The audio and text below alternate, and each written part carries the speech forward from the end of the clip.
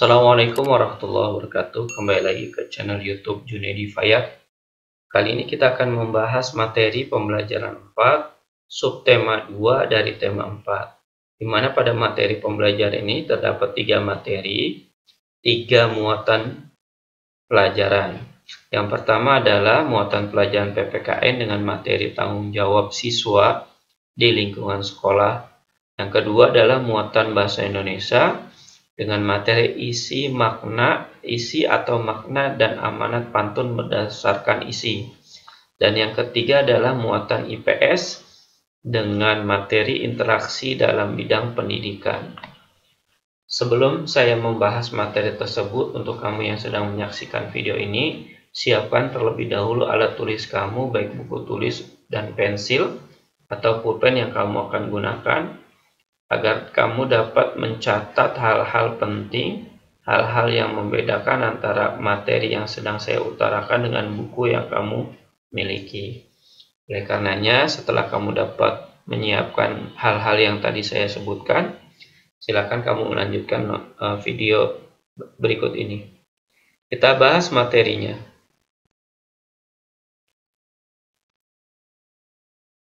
Pada materi pertama, tanggung jawab siswa di lingkungan sekolah dengan muatan pelajaran PPKN. Di sini tanggung jawab siswa ada banyak ya. Karena yang namanya tanggung jawab itu berarti ada sesuatu hal yang harus dia kerjakan dan itu memiliki tugasnya masing-masing dari setiap siswa. Contoh tanggung jawab siswa di sekolah adalah, di sini saya sudah mengutarakan atau menulis ada 4 ya. Yang pertama adalah sebagai siswa itu tugasnya adalah belajar dengan tekun. Dan ini tanggung jawab siswa nih. Selama dia masih sekolah maka tanggung jawabnya tetap harus belajar dengan tekun. Yang kedua adalah menjaga kebersihan sekolah. Jadi kalau kita di sekolah manapun, mau jenjangnya SD sampai SMA, yang namanya kebersihan di lingkungan sekolah merupakan tanggung jawab siswa tersebut. Terlebih-lebih adalah kelas yang dia gunakan. Maka dia harus menjaga kebersihan yang ada pada kelasnya. Yang ketiga adalah mengikuti acara di sekolah, misalnya upacara bendera atau lomba antar kelas. Jadi tanggung jawab siswa ketika hari Senin misalkan, maka dia harus mengikuti yang namanya upacara bendera kenaikan merah putih. Jadi upacara bendera pun harus dilaksanakan dengan hikmat dan khusyuk serta bertanggung jawab, karena ini adalah bagian tanggung jawab siswa. Dan yang terakhir adalah yang keempat, berperan serta dalam pemilihan ketua kelas. Jadi kalau kamu merasa sanggup jadi ketua kelas, boleh mengajukan diri. Tapi jika kamu tidak sanggup, boleh kamu pilihannya memilih ketua kelas yang kamu anggap teman kamu yang kamu pilih itu adalah orang yang bertanggung jawab. Jadi 4 hal ini adalah tanggung jawab siswa selama dia bergelar pelajar atau siswa yang ada di sekolah. Kita lanjutkan ke slide berikutnya.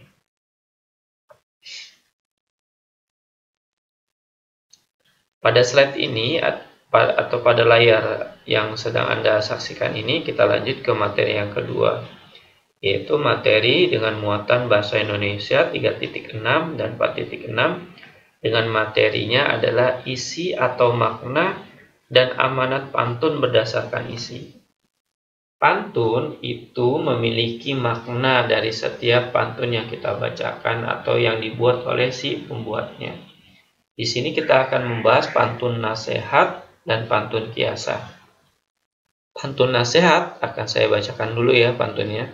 Sungguh enak buah sukun, hasil panen dari kebun paman. Hidup bertetangga harus rukun agar tercipta ketentraman. Ini adalah contoh pantun nasihatnya. Sedangkan isi dan amanatnya adalah dari pantun tersebut, hidup rukun menciptakan ketentraman.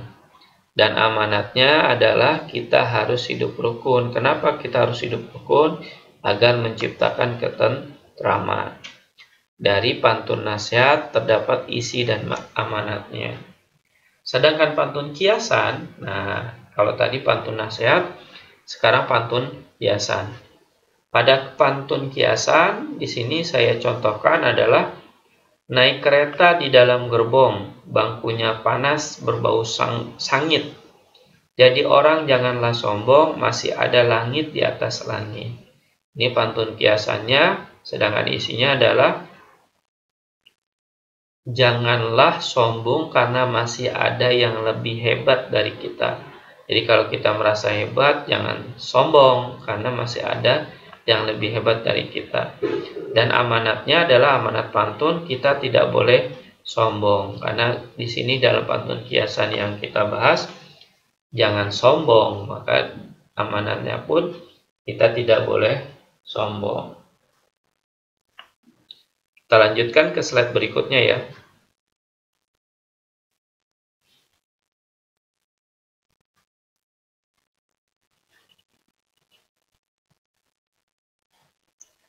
Pada slide ini atau pada layar yang sedang Anda saksikan, ini adalah merupakan materi ketiga dari muatan ilmu pengetahuan sosial dengan KD 3.2 dan 4.2, di mana materinya adalah interaksi dalam bidang pendidikan. Interaksi itu berarti hubungan timbal balik ya antara satu orang dengan orang yang lain atau antara satu orang dengan banyak orang. Karena interaksi banyak ya. Di sini interaksinya adalah interaksi dalam bidang pendidikan. Nah, seperti yang kamu lihat interaksinya ada murid dengan siswa. Yang pertama adalah interaksi siswa dengan siswa. Jelas karena dalam satu meja itu terdiri dari 2 orang. Kalau ada 2 orang berarti otomatis dia akan melakukan interaksi antara satu dengan yang lainnya. Contoh aja yang di belakang ya. Laki-laki dengan perempuan pasti dia akan melakukan yang namanya interaksi. Yang kedua adalah interaksi siswa dengan sumber belajar. Sumber belajar itu contohnya buku. Nah, dia akan melakukan interaksi. Karena buku belajar sebagai sumber belajarnya akan dia gunakan pada setiap saat dia akan belajar, baik di sekolah maupun di rumah. Yang ketiga adalah interaksi siswa dengan guru. Nah, setiap kelas akan memiliki guru, baik itu guru kelasnya maupun guru bidang studi. Dan setiap guru yang masuk ke dalam kelas, itu pasti akan melakukan yang namanya interaksi antara siswa dengan guru. Yang keempat adalah interaksi siswa dengan lingkungan. Lingkungan itu berarti sesuatu yang berada di sekitarnya ya. Nah, ini adalah interaksi siswa dengan lingkungan di sekolahnya. Jadi, itulah interaksi-interaksi yang ada dalam bidang pendidikan. Kita lanjut ke slide berikutnya. Ternyata sudah habis. Demikianlah materi pembelajaran 4 yang dapat saya sampaikan. Mudah-mudahan dapat bermanfaat untuk kamu yang sudah menyaksikan video ini. Pada materi ini, usahakan kamu menjawab soal latihan berikut, karena dengan menjawab soal latihan berikut ini, kamu akan mencoba pemahaman kamu dari materi sebelumnya yang sudah saya jelaskan. Kamu dapat menjawabnya dengan sempurna, otomatis kamu sudah memahami dari materi yang saya sudah utarakan. Usahakan dalam menjawab materi ini atau soal latihan ini, usahakan dengan hasil kerja kamu sendiri tanpa bantuan dari siapapun. Karena semakin kamu bekerja sendiri, memaksimalkan kemampuan yang kamu miliki, maka akan kamu dapatkan ilmu dan daya berpikir yang bertambah pada diri kamu. Demikianlah pembelajaran 4 yang dapat saya sampaikan. Mudah-mudahan bermanfaat untuk kamu dan saya doakan semoga kamu dapat menjawab soal latihan berikut ini. Assalamualaikum warahmatullahi wabarakatuh.